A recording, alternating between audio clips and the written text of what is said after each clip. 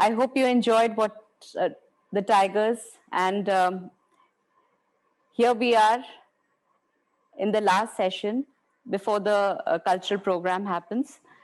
This session is a book discussion on the name of the book is Betrayed by Hope, a play on the life of Michael Madhusudan Dutt. I would just like to share who Michael Madhusudan was, because when I heard the name, I did not know who he was. So Michael Madhusudan Dutt was a maverick who changed the scope of Bengali poetry in the 19th century. He was a genius who never got his due. Throughout his life, Madhusudan was caught in an identity crisis. He wrote in the English language, changed his religion, and was a restless traveler yearning to belong somewhere. After an extended sojourn in London and Paris, with misery and poverty as his constant companions, the poet finally found his comfort in his mother tongue. So, Betrayed by Hope, it's written as a play script based on the letters of Michael Madhusudan Dutt to his friends. So, through the letters, the play has been adapted, very similar to the first session in the morning, which was again a series of letters written by Devika Rani, which revealed so much about her when we did the discussion on The Longest Kiss. So here we have another poet who is, we'll find out more about him. There's a short video which will show you, and after that we have a discussion about the book, about the person and the personality. If you could put the video on, please. Hello, Mala. Oh, wonderful to meet in virtual space to talk about our lovely book, which we have produced together with so many hopes and expectations and excitement. Betrayed by Hope. In our hands here, do you have your copy? Yes, of course. It has been exhilarating to work on this book for more than a decade of research and labor and letting our minds run and without losing ground reality of the life of this extraordinary person, Michael Madhusudan Dutt, who we have to try to evoke in our book together. This is the third book written collaboratively, and it's been such a joyous process. Mala and Namita together. I thought we would share our work together. We've done 2 anthologies, In Search of Sita and Finding Radha. And this is the first attempt at joint authorship rather than anthology. How do you approach this deep synergy that we seem to share so very spontaneously?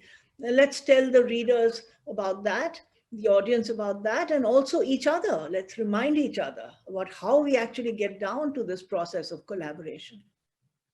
It's indeed been a great joy to be working together with you, Namita.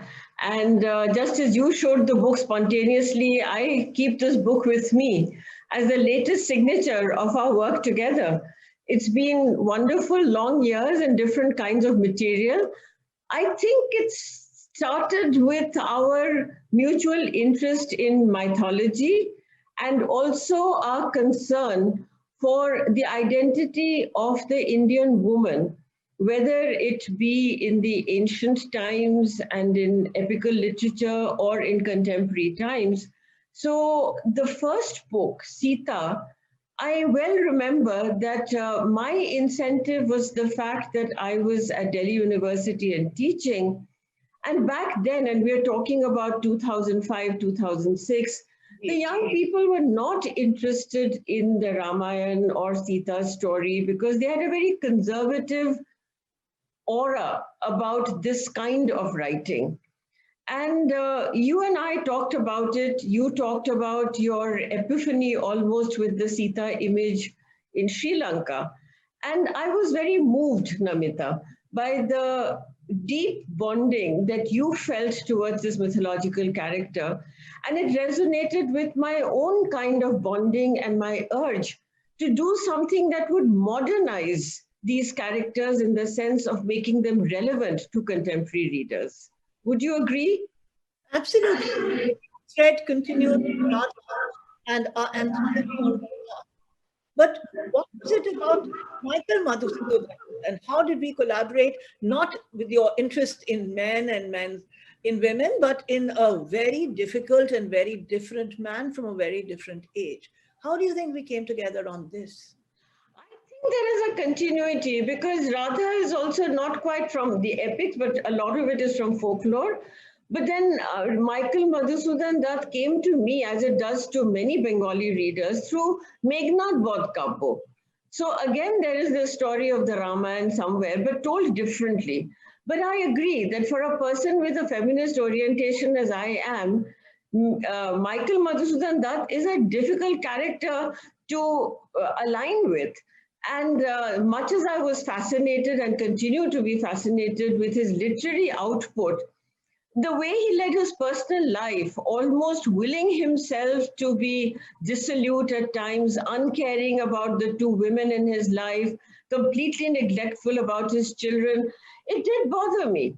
But nevertheless, I think what brought us together on the project was your review of Ghulam Murshid's collection of Michael Madhusudan Dutt's letters.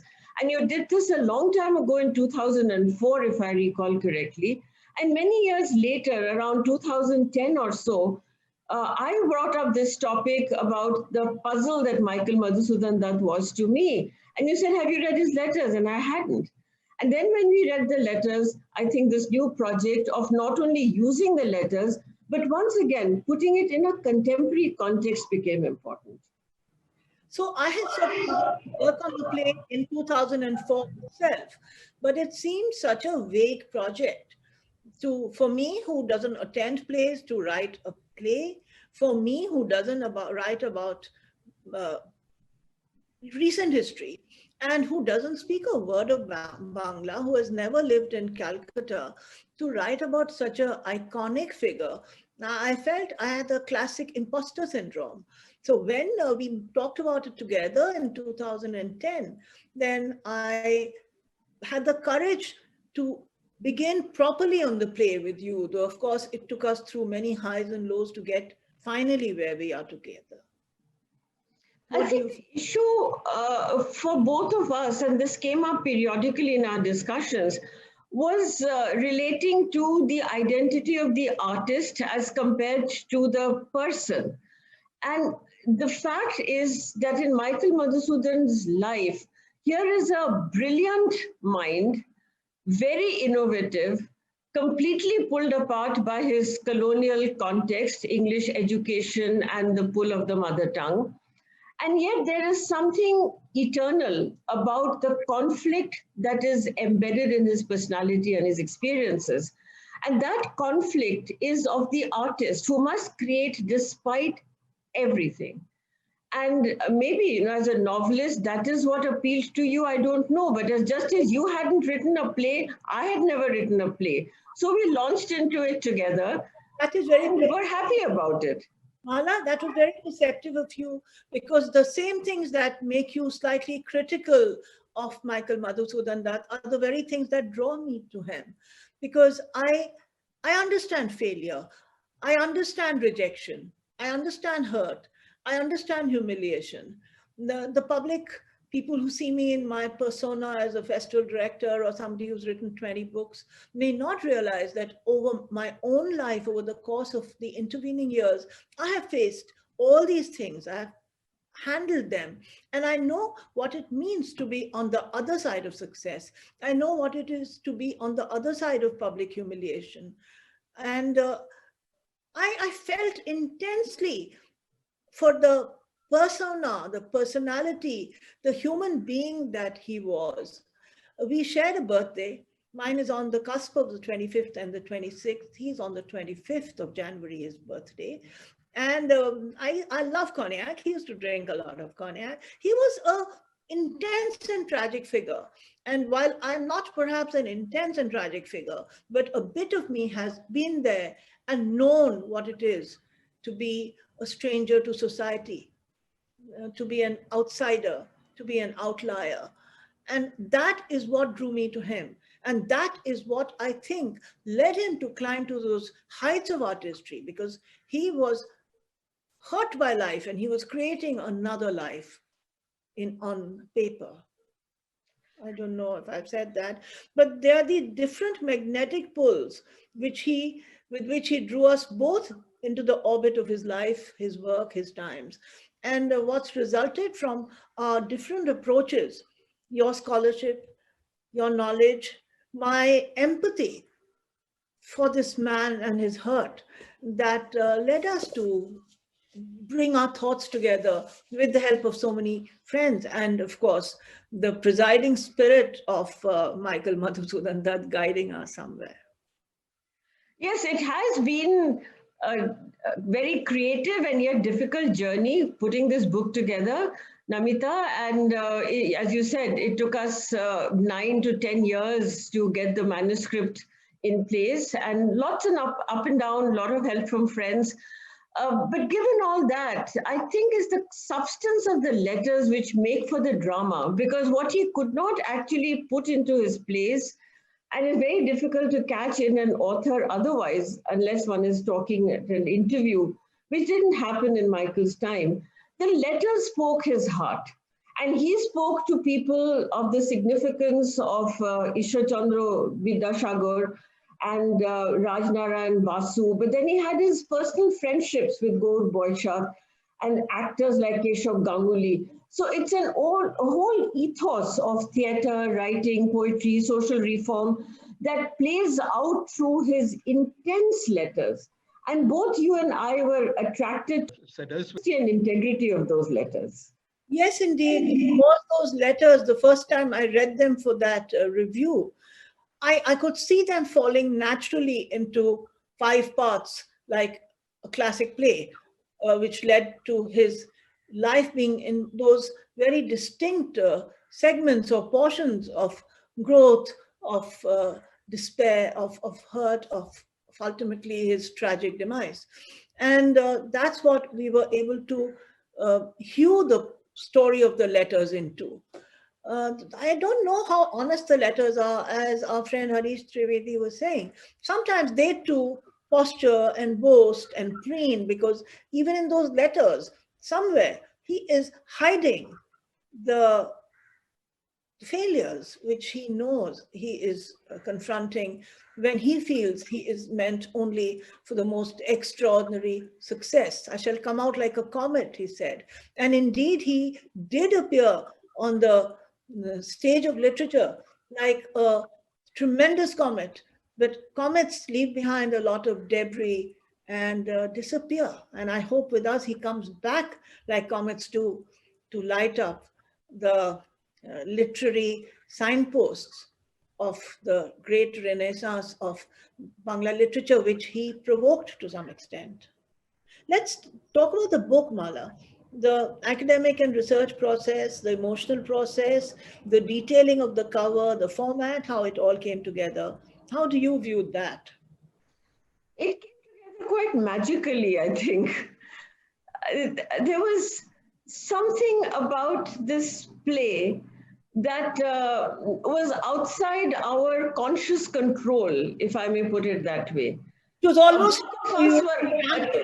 channeling. We were both writing a play for the first time. And the character of the Sutradhar, I think, finally worked. And it came in a flash that we need somebody there to be not just a commentator, but to interweave her life with that of Michael Madhusudan Dutt. And that worked as the turning point, in a way, to the puzzle of the letters. He is posturing, of course, because he has an audience of one, the person who's receiving his letters. But when we are putting the letters together into a text which is going to be performed and read, there's an audience of many. So how do we make that transition? And I do remember our conversation about the Sutradhar Rubina Rahman and how she came to our mind and how she got fleshed out into this young Bangladeshi researcher who is stuck in a sense with the character of Michael Madhusudan Dutt and has a very uh, empathetic yet combative relationship with him. And it worked very well, I think, and you think, and let's hope our readers also come along that line, that it makes the transition from Michael Madhusudan's time to ours. It keeps up that continuity of the identity issue that is at the core of Michael's story. Yeah, Ruby, as we called her, Rubina, gave it many, many layers with which we could permeate the puzzle of Michael Madhusudan Dutt.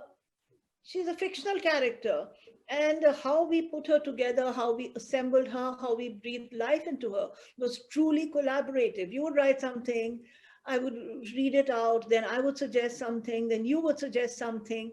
And dear friends, this was all done during the lockdown on the phone with some of the worst phone lines we've ever had. And we managed it until she became a living, breathing person. And it will gain a further element from readings, from public readings, digital readings, and then the performative experience itself, the element of theater, of the thrill which we still have to see, of somebody looking like, dressed like what we imagine Michael Madhusudan Dutt reading out his letters to the world at large. It's going to resonate so much. I'm just waiting for this lockdown phase to be over so we can be more actively involved in the actual theater, which these words are ultimately destined for. Yes, looking forward to seeing it in the theater, but meanwhile, the digital production has been very well done. Yes, that is. By Orun and Inji. And yes, this is a play that to watch on the IIC website for audiences. Yes, and also available on YouTube. And it's true, it's a manuscript which has finally come together during the lockdown time. And there's a kind of an irony of how a play gets written while we're actually using the telephone as our primary means of communication. Mm-hmm. So it was wonderful. Thank you, Mala, for being who you are and for all the wonderful collaborations. And here's to many more. And here's to Michael Madhusudan Dutt's words resonating across many theaters and across many readings and across many minds and hearts. Thank you, Namita.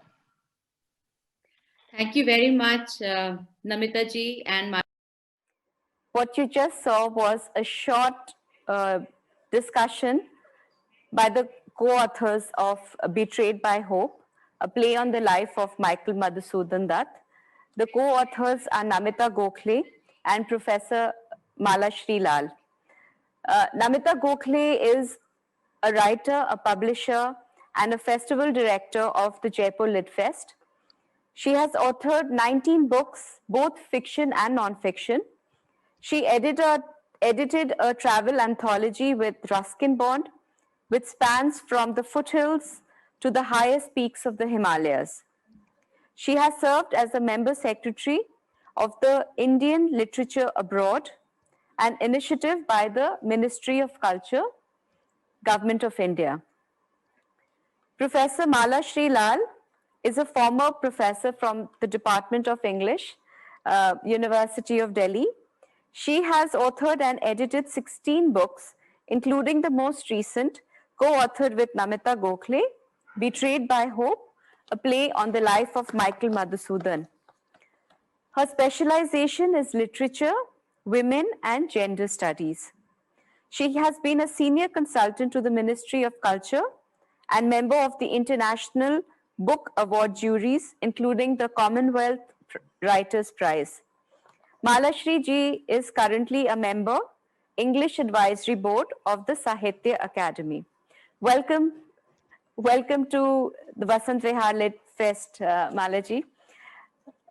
The other panelist on our discussion this evening is Nandan Dasgupta. Nandan Dasgupta is a solicitor.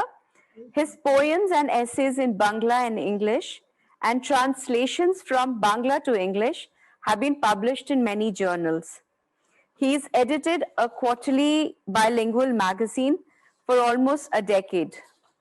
His special interest, he has special interest in the 19th century Bangla poet and playwright Michael Madhusudan Dutt. Welcome to the discussion, Mr. Nandan Dasgupta. Can you see us and hear us? I can hear you and see you, but Wonderful. I don't know whether I'm here or not. You are there very much, sir. We can see you and we can hear you, and so can our audience. So welcome to the Vasant Vihar Litfest 2021. We have another distinguished panelist joining us. Her name is Dr. Reba Som. Dr. Reba Som is an academic, a historian, a writer, and a classical singer. She was the director of the Indian Council for Cultural Relations, Rabindranath Tagore Center in Calcutta. Reba ji is also a trained singer of Rabindra Sangeet and songs of Qazi Nazrul Islam. Welcome. Reba ji is just joining us. Why don't we start the discussion, Malaji? If you could tell us more about Michael Madhusudan. Why was he was a genius, but why was he plagued by failure through his life? Thank you very much, Sanjana. Lovely to be here, and thank you, Nandan and Reba, for joining the discussion. As the clip of our conversation, Namita's and mine, showed, this book has been very dear to us because Michael Madhusudan has been a bit of an adventurous journey for us. And we put this story of a brilliant poet in the form of a play to make sure that some of the message that we wanted to convey from this story would get across to our audience. One, that he was a genius in his own time. And for that, we needed good translations because we wanted to take Michael beyond the shores of Bengal. And indeed, we are very grateful to Nandan Dasgupta for undertaking fresh translations of some of the most famous passages from Michael's writing and rendering them into very lyrical and melodious and very powerful English. We needed another kind of help also, and that is Michael being placed in the context of the history of his times. The mid-19th century was extremely important from the point of view of social reforms and the interplay that happened between the conservative forces and the new ways of thinking about the tradition of India, its history, literature, culture, and religion. And for that, I requested our friend Reba Som, who is going to be with us very shortly, to help us create that kind of a historical ambience around this character. And thirdly, we have been asked as to why we chose the mode of a play. And I think for Namita and for me, the dialogic quality of Michael Madhusudan's story is extremely important. It cannot be a one-sided way of looking at his life. There is the genius, there is the tragedy, there is the passion, the restlessness, the constant struggle with the world around him, both of literature and also his personal relationships. And how did he negotiate with them, or how did the world around him treat him? So this is how the book came together. It's a brief play so that it is stage worthy in about an hour and a half. And it has just two primary characters, Michael Madhusudan Dutt and the Sutradhar.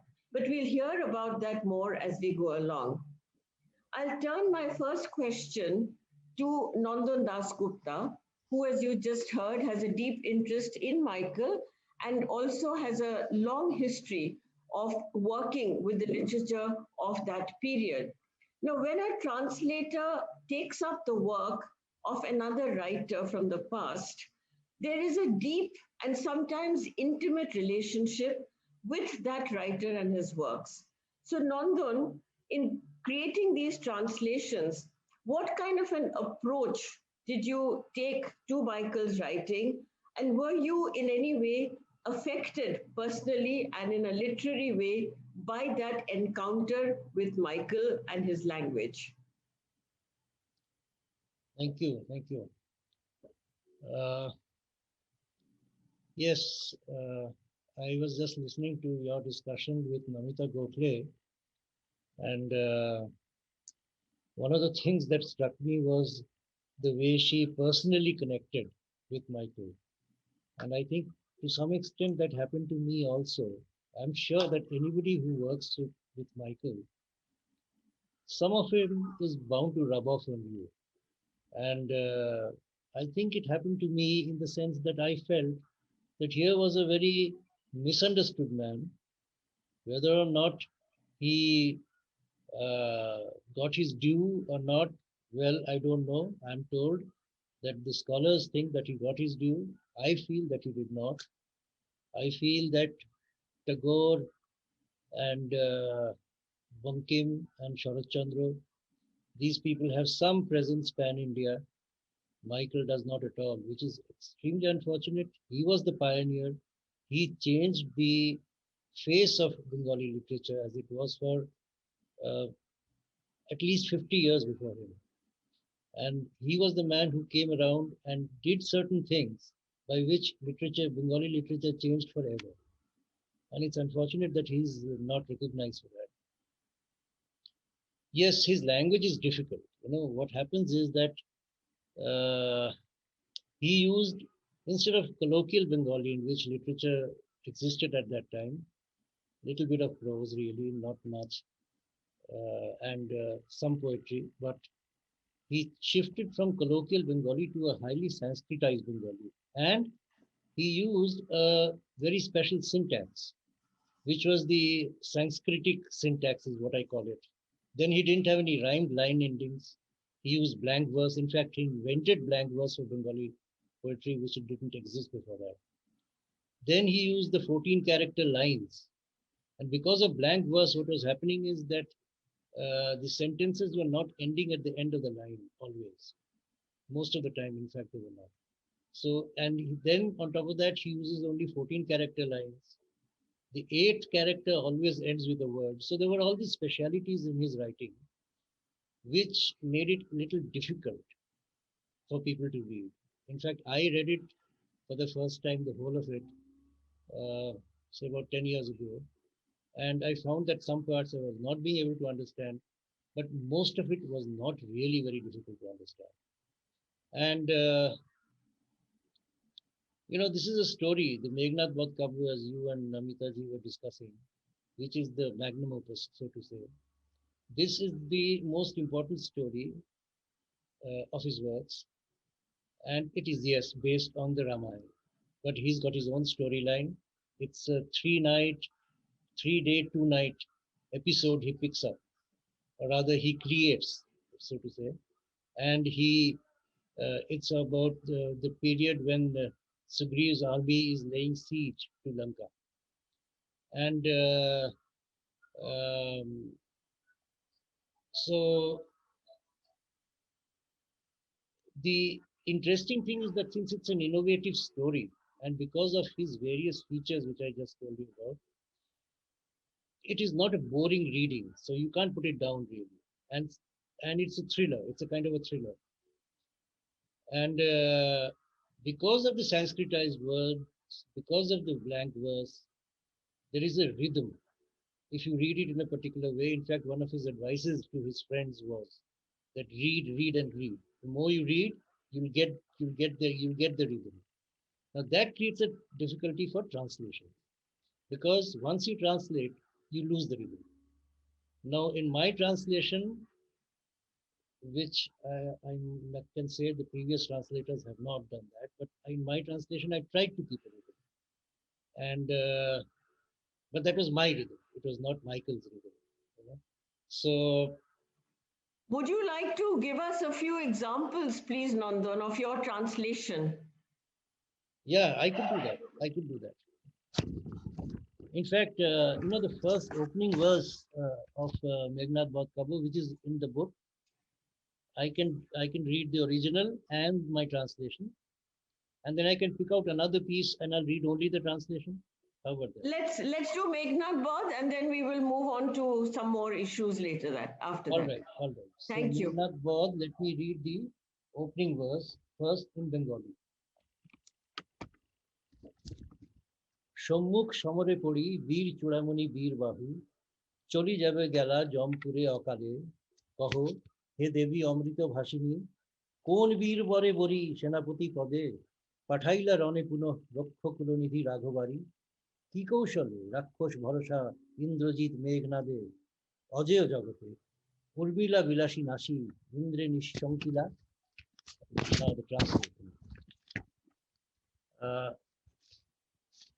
when falling in fair battle, Bir Bahu, crown jewel of heroes, departed for Yama's domain before his time.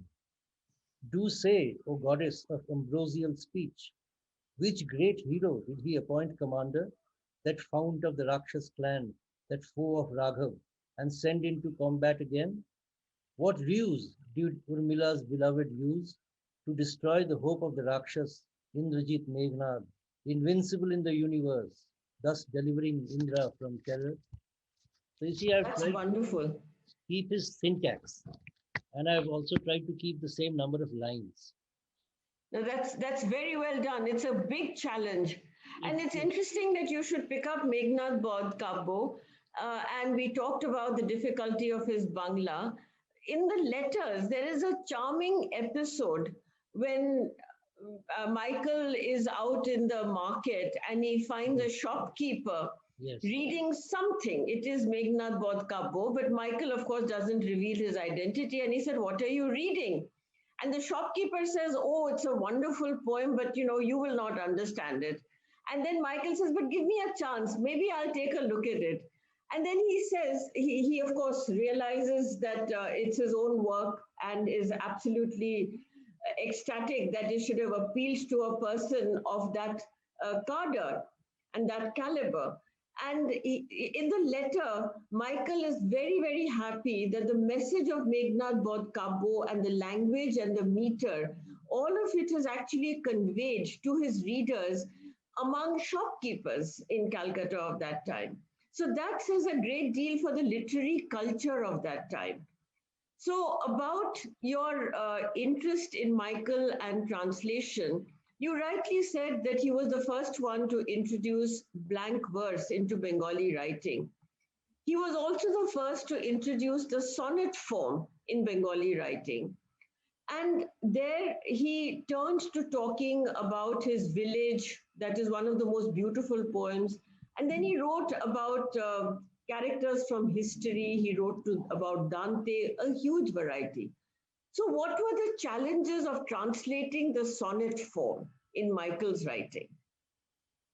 Yeah, the sonnet, again, you see, he uses blank verse. Now, we've all known sonnets to be rhyming. Line endings must rhyme in a particular way, either AA or AB or whatever. Now, he used to write his sonnets in Bengali. Even his English sonnets were in blank verse, and therefore uh, that is more difficult. You see, in Meghnad Baut Kabbo, what was happening? When I say I've kept the number of lines same, but that is only in sections. I pick out, let's say, 8 lines or 10 lines, and I try to see that the end result is also 8 lines or 10 lines. It is not a line-to-line translation. That's not possible. Now, in a sonnet, therefore, it becomes very difficult because you've got a restricted number of lines, which I cannot exceed, but I also cannot do a line-to-line. Okay, Reba is here. Baba, it's been quite something. Yeah. Yeah. So therefore, so that was an extra difficulty in translating a sonnet. Yeah, but then you've resolved it very well because you've got your translation of Kapotakho Nod in the book. Yeah. So let me Hello, finish. Reba. Good to see you. Hi, sorry. I had a little problem zooming in. Some of that happens. So you're right in the middle of the conversation when we're Yes. talking about Michael's translations, the historical context. So I have a question for you. As a historian and as a person who has worked a great deal into this particular period, how do you perceive the achievements of Michael Madhusudan Dutt?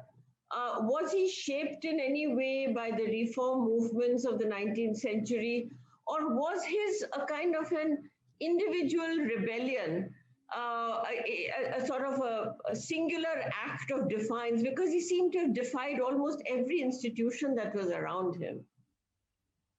I think Michael Madhusudan was a child of his times.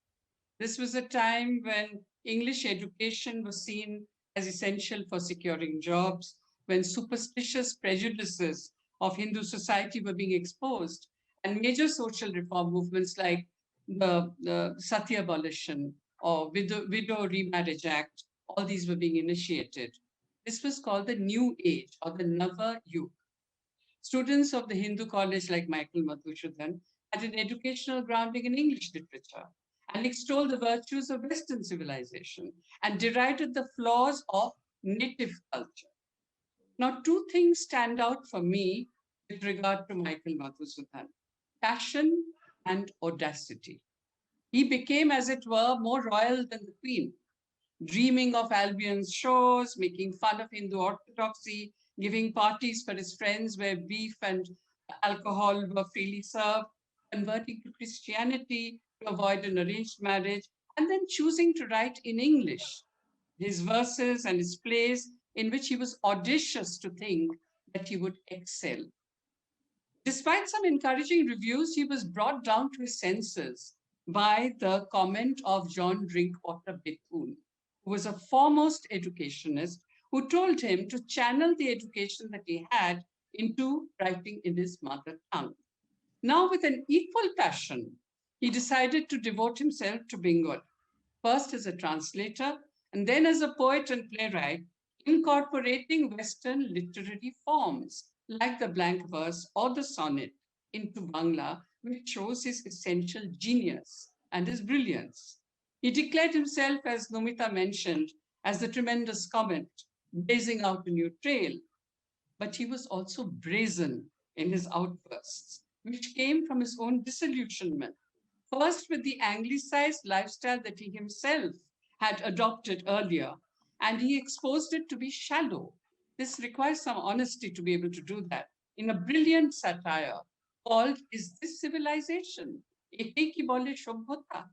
And also exposing the lecherous ways of men in Hindu society who seduce young women on the sly in a biting satire called Buro Shaliker Ghare Ro.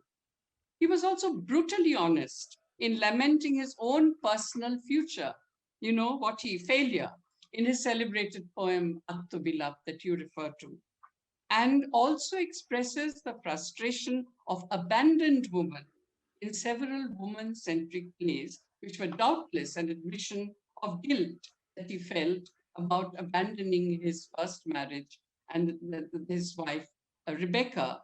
And incidentally, the direct descendant from that marriage of Michael with Rebecca was the tennis pro Leander Paes. So to return to your question, Mala, was Michael's rebellion an individual act of defiance? I would say that he had the literary flair and the audacity to express what others in his generation doubtless felt, because disillusionment was setting in with the racist arrogance of colonial rule, and the Bengalis were being ridiculed as being unmanly and emasculate, and they were comically depicted in the Kalighat paintings of the Potachitra. Thank you, Reba. That's very illuminating indeed. Then you call him audacious, yes, and brazen. That's true. And what a fascinating character he is, and what great writing. As Nandan and I were just discussing, that it's a quality of writing that resonates with you. And through the translations, we are hoping that this book is going to reach many people outside and beyond Bengal. In terms of the influence of Michael Madhusudan Dutt, Reba, do you see much of that in the history of Bengali literature. Particularly, I'm referring to your work on Tagore. It was a strained relationship that Tagore had towards the memory of Michael Madhusudan Dutt. What do you have to say about that? Well, Michael was certainly an innovator and a trendsetter. Yet, strangely, as we have discussed before, he has not been remembered or recognized enough. And perhaps I feel this was because of the image that he had created for himself, with his impetuousness, his intemperate language with which he attacked Hindu tradition and culture, and his profligate lifestyle, which reduced him to penury. Now, Rabindranath Tagore came into literary prominence decades later. And mind you, in 1861, Tagore was born, and that was the year when Michael penned his Meghnad Kapo, the epic, a classic epic poem. Now, Tagore wrote a scathing criticism of this poem in an essay of literary criticism. And Tagore drew a distinction between a natural poet or a Swabhav Kavi, which of course that he was, and Michael, who had drawn on English poets and Greek mythology and epics to fashion his own literary style. And from this point of view, Tagore felt that Michael's epic poem was a bit contrived. Perhaps Tagore was upset with Michael's cavalier disparagement of his own people and culture. In fact, in the essay, Tagore quotes Michael's comment, where Michael says, "I despise Ram and his rabble." And he feels that this is really an expression of arrogance. However, in later years, Tagore himself admitted that perhaps he had been a bit too harsh on Michael. And then he does give credit to Michael for his innovativeness and his literary genius in introducing the blank verse and the sonnets into Bangla literature. Mind you, innovations that Tagore himself used in his own work.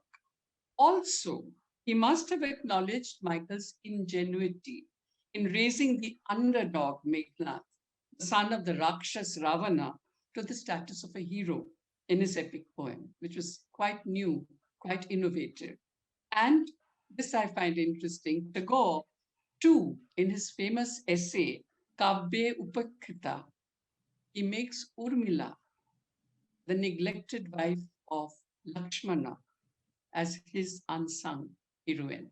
And I wonder whether he was in some way inspired by Michael's treatment of Meghnad. Thank you very much. The very illuminating remarks, Reba and Nandan. I think we're coming to the close of our speaking time because I think the organizers would also like questions from the floor. So I'm absolutely delighted that between Namita and Nandan, Reba, our book Betrayed by Hope has been presented to the listeners at the Vasant Vihar Club. We've come to this book with a great deal of hope because we have grappled with our own readings of Michael. We've inducted the translations from Nandan. Thank you, Reba. Earlier too, you have helped us with the historical context. It's been a collaborative project in more ways than one. And we hope that this book will bring to Michael a certain kind of attention in a format that is available in the visual medium as a play. And in fact, we're very happy that the India International Center has already sponsored a digital presentation of this play, which is available on YouTube and also the IIC website. So I thank all of you for being with us this evening. And I hand over to Sanjana to field the questions and give them to us if there are any. There is a question, Malaji. And first of all, I must thank the three of you, four of you rather, because Namita ji is not here right now. But thank you very much for a very interesting perspective on Michael Madhusudan, a person who we are getting to know again, I will say. And the question is related to that. How do we resurrect the literary eminence of Michael in the present era so that more Indians know about this literary genius? This is a question from Amit Banerjee. I'll take that very briefly because this is about the structure of our play. We introduced a character who is a Sutradhar, and she is a young Bangladeshi researcher whose subject is Michael Madhusudan Dutt. So her comments on the poet, both sympathetic and also critical, take us through this journey of what Michael can mean to us today. So thank you for that question. May I add to Sure, what sure, Mata please. has said? Right. I find what was very appealing to me in the book was this juxtapositioning of the crisis of identity, which is faced by many Prabasi Indians or Bangladeshis who live abroad, and they try to explore their Bangla identity. They are well versed in English literature, and yet when they go home, they are asked to, be more familiar with Bangla. And they're caught Right. in two worlds, as Michael in many ways was. And I like the way the Sutradhar poses this ambiguity or this complexity in discovering themselves. And they relate it to Michael's, similar kind of confusion of identity. I like this aspect. This appealed to me because this is what makes this book relevant today to the younger generation. That's what I was just going to say, that we are still looking. Sorry. Yeah, go ahead, sir. All right. Just because I translated a few things for the book, it was a great experience for me. And one of the things I realized is that if Michael has to go pan-India, translations is the way out, because Michael has not been translated enough in the way that he should have been. Only Meghnad Baud Kabho has been, but not enough. Maithili Sharan Gupt, he translated 3 of his works, including the Meghnad Baud Kabho, into Hindi. Because he felt, as he says in his foreword, that this needs to go beyond Bengal. Right. So that is the way to take it forward. And in that, I think this book helps a lot because, it has introduced the concept of bringing in you see, that Michael also wrote some English poems, but his fame is because of his Bengali poems. Right. And importance is there, right.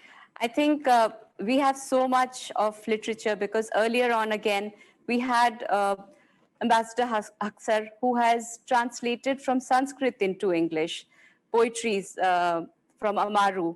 And it was such a fascinating session as well, because there you see, we have so much of heritage which needs to be explored again. And since we are running out of time, thank you very much.